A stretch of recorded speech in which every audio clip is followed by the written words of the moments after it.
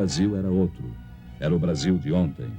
Uma nação no momento histórico de uma gravíssima opção. E voltemos, portanto, um pouco ao passado. Sem ódios nem rancores, apenas para comparar. Foi há muito pouco tempo. Apenas 11 anos. E o Brasil sofria uma de suas piores crises. Greves sobre greves, ameaça de guerra civil, caos quase incontrolável, deterioração econômica e financeira, indisciplina invadindo os quartéis, inflação galopante, forçando para o alto, praticamente a cada semana, os preços de tudo. Foram momentos terríveis.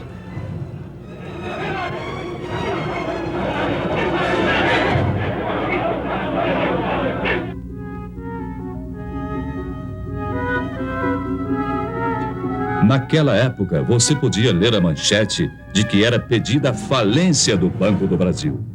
Eis uma daquelas manchetes. Hoje parece humor negro, diante desse gigante que é o Banco do Brasil, já se afirmando no mundo inteiro. Mas aconteceu. Os jovens de hoje, é certo, não se lembram disso. Eram crianças naquele tempo. Tempo de incertezas. O mundo num de seus melhores períodos de prosperidade. E o Brasil, uma triste presença entre as exceções. Apontado como devedor difícil, de chapéu na mão, mendigando apoio. Pedindo o reparcelamento de compromissos financeiros vencidos, em situação de quase insolvência. E visto por sua importância no continente como um barril de pólvora, cuja explosão levaria também o caos às nações vizinhas. O Brasil é um país enfermo, dizia-se lá fora. Será uma nova Indochina. O gigante está de joelhos. Essa é a opinião corrente, fazendo ainda mais triste a nossa imagem pelo mundo afora. Pois o que se dizia no exterior apenas retratava nossa real situação, sem saber como seria o dia de amanhã. Ao sabor de sucessivas crises, mergulhados num cotidiano de boataria e de incertezas. Foram tempos difíceis. Você se lembra? Você, chefe de família. Você que não era criança há 11 anos atrás. Vocês que viveram aquele tempo. Vocês se lembram? Ultimatos ao Congresso. Agitações de rua, insegurança, ameaças aos jornais, agravamento da crise econômica e financeira. Já então, total descontrole inflacionário. E tamanha desorganização, tamanho caos, em tudo deixava sua marca. A produção se desarticulava. Faltavam gêneros de primeira necessidade. Pedíamos de joelhos aos credores que esperassem por nós. Havia greves ao menor pretexto, filas para tudo. E, em última análise, quem sofria era o povo, que era levado às ruas para pedir, talvez nem ele mesmo soubesse o quê. Perplexo, sem ter para quem apelar. À espera de uma solução, fosse qual fosse, e por pior que fosse, melhor seria do que solução nenhuma. Pois aos poucos, o país ia resvalando para o impasse final. Você se lembra? Facções extremistas ameaçavam entrar em choque. E não faziam segredo da posse de arsenais e depósitos clandestinos de munição. Era o caos irremediável que chegava a passos largos. E sobre o caos brotavam já o suborno e a corrupção. Estava se armando o cenário para o capítulo final do drama. Um drama de consequências imprevisíveis e que ninguém na época poderia dizer ao certo como iria terminar. Pelegos, agitadores, bajuladores e adesistas, aventureiros, e por trás deles o comando vermelho dos comunistas. E até gente séria, idealista, mas iludida. Havia de tudo. Havia de tudo naquele imenso caldeirão fervente em que se transformava o Brasil. Você se lembra? Não se sabia ao certo quem estava mesmo à frente do país, quem dirigia os destinos da nação. Por isso, não podia haver comando, nem disciplina, nem ordem e nem progresso. E muitos donos se diziam os verdadeiros donos da situação. Foi há 11 anos atrás. Há apenas 11 anos. E hoje, ao documentar aquele passado ainda recente, uma pergunta chega a se impor. Como foi possível aguentar? Como o Brasil resistiu? Pense nisso. Você gostaria de voltar àqueles tempos? De experimentar as mesmas angústias? De sentir as mesmas incertezas e inseguranças? De voltar ao Brasil de ontem? De ler as mesmas manchetes e ver os mesmos espetáculos? A resposta fica com a consciência de cada um, com a responsabilidade que todos têm diante de si mesmos e diante de todos os demais brasileiros. Março 1964. O drama brasileiro chegava ao auge. A indisciplina e a desordem acabaram por entrar nos quartéis. Desmoronava o princípio da hierarquia. E então via-se o país ameaçado de perder seu último ponto de apoio efetivo na manutenção da ordem pública. Dali em diante, nada mais que o caos absoluto, a desordem total, a violência sem freios nem medidas. E a todos se evidenciou que o Brasil caminhava para o pior. Caminhava para a guerra civil de consequências imprevisíveis. Foi há apenas 11 anos atrás. O peso do medo e da angústia já era insuportável. Falava-se em matar, em fuzilar, em destruir.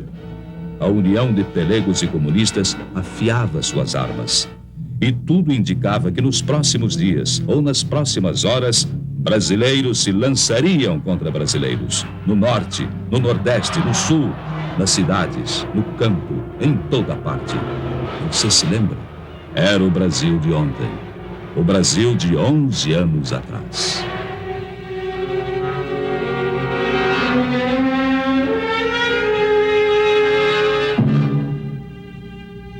Foi no último instante, quase no momento derradeiro.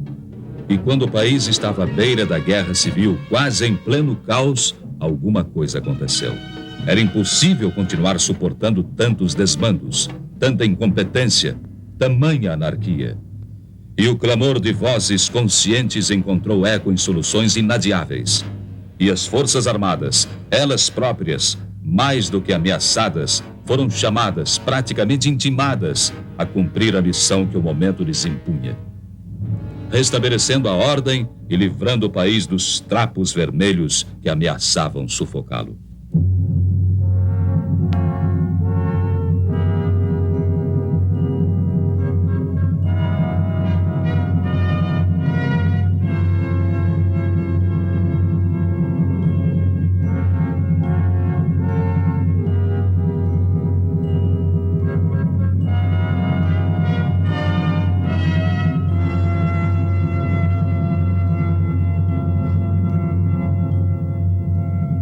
Abril de 1964. Tomava posse então o presidente Humberto de Alencar Castelo Branco. À sua frente uma tarefa enorme: normalizar a vida do país, recuperar-lhe as finanças e transpor o hiato havido nos anos anteriores. Um hiato de marasmo e paralisia, tudo isso sufocando o desenvolvimento brasileiro. Foram tempos difíceis. Castelo Branco assumira o posto diante do... E no aspecto interno, os índices do desempenho econômico começaram a demonstrar a recuperação atingida. Simultaneamente, o processo inflacionário mais e mais se esvaziava. Diante desse panorama, tentou-se uma liberalização gradual do regime. Mas ainda não era tempo para isso. E estes jovens, quantos deles foram testemunhas de que o inimigo estava atento e voltava à carga, às vezes servindo-se deles mesmos. Badernas e arruaças voltaram às ruas, e com elas a insegurança e a intranquilidade. A conquista da Amazônia, até então praticamente intocada, embora muito falada na voz dos demagogos. Foi lançado o Plano de Integração Nacional, e a Transamazônica tornou-se um marco da histórica decisão de conquistar a Amazônia definitivamente para o território brasileiro, de afirmar ali a nossa soberania e aproveitar as suas potencialidades econômicas e transformá-las também em potencialidades sociais. Transamazônica, as 200 milhas de mar territorial, o ProTerra, o PIS e o PASEP na área social, criando instrumentos financeiros de complementação do patrimônio de trabalhadores e funcionários. No governo Médici, lançou-se o primeiro Plano Nacional de Desenvolvimento. Suas metas foram quase todas superadas. E aquele primeiro plano encontra agora sequência no segundo Plano Nacional de Desenvolvimento. Isto demonstra a continuidade de objetivos de desenvolvimento entre os governos da Revolução. Continuidade, sim. Iniciarão em breve as obras da maior hidrelétrica de todo o mundo, a usina de Itaipu, no gigantismo de uma capacidade instalada entre 10 e 12 milhões de quilowatts. São números do Brasil de hoje e do Brasil de amanhã. Um país que busca também, no átomo, fontes de energia para uma crescente demanda futura. Em Angra dos Reis, estado do Rio de Janeiro, estamos construindo nossa primeira usina nuclear. Mais 2 serão lá instaladas. E outras a seguir virão se incorporar ao parque energético do país. Pois não demorará muito e o consumo de energia terá esgotado a capacidade de suprimento hidrelétrico. Assim, feito por você brasileiro, nos últimos 5 anos. Provando assim que, afinal, estamos sabendo ter pressa. Pressa que é sinônimo de reconhecimento do quanto falta realizar e do quanto o Brasil precisa ainda de trabalho, de esforço para queimar etapas na construção de seu futuro. A Transamazônica, estrada que desfechou o grande esforço de conquista, tem cerca de 6.000 quilômetros. Essa distância equivale a um percurso semelhante ao que liga Lisboa a Moscou. E somente isso dá uma boa medida do seu significado.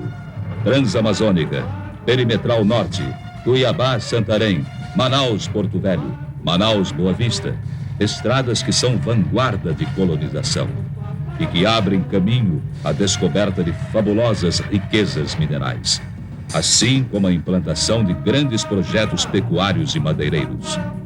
É a Amazônia, por fim, se incorporando efetivamente ao Brasil.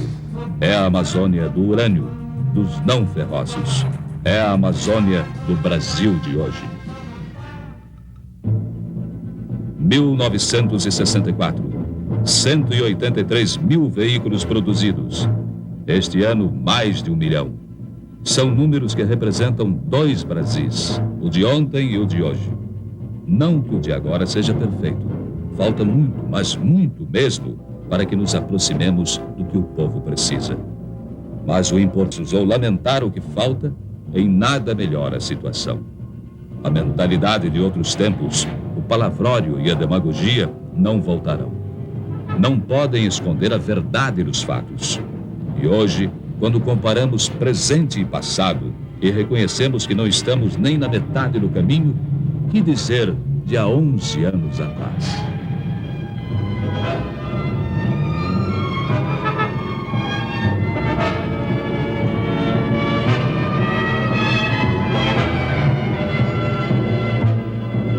Serão aplicados 267 bilhões de cruzeiros.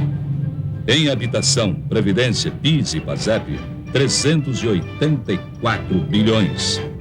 E no desenvolvimento social urbano, 110 bilhões. Total, quase 800 bilhões de cruzeiros, bem próximo da metade das inversões programadas pelo segundo Plano Nacional de Desenvolvimento.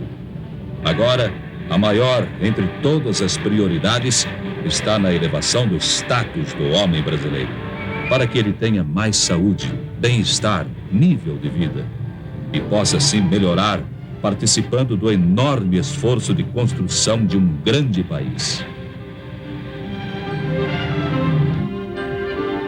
Se dividíssemos o bolo da renda nacional, o produto interno bruto, cada brasileiro teria em 60 pouco ainda, mas alguma coisa comparando com o passado. O segundo Plano Nacional de Desenvolvimento dá especial destaque à participação do homem brasileiro na riqueza nacional. Enfatiza a necessidade de melhorar a qualquer preço a distribuição da renda. E não aceita as teses de que primeiro é preciso criar riqueza para depois distribuí-la. Ao contrário, defende a distribuição simultânea ao crescimento econômico e sem prejuízo deste. E há, à frente de tudo isso, a determinação incisiva de tentar por todos os meios acabar com as distorções que vêm se acumulando na questão da renda.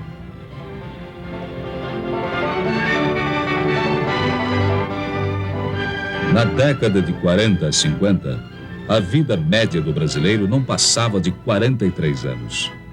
De 60 a 70, a expectativa de vida saltou a 59 anos. É alguma coisa. Mas não significa que estejamos sequer próximos do mínimo satisfatório.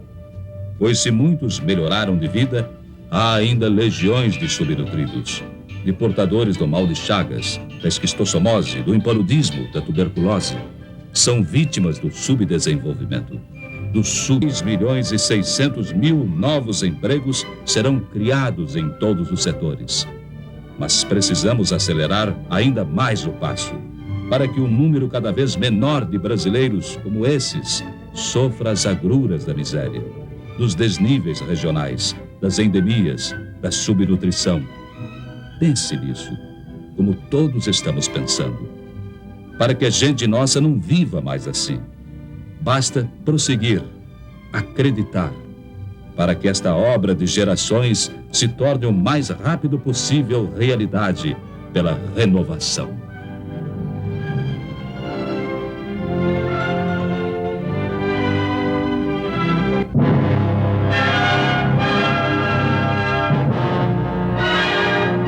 E diante de tudo isso, abra uma janela para o mundo. Debruce-se nela. Olhe lá fora, em torno de você. Porque abrindo uma janela para o mundo, é que você pode, pela comparação, sentir que este é um Brasil diferente daquilo que vem lá de fora. Este é um Brasil que precisa de nós.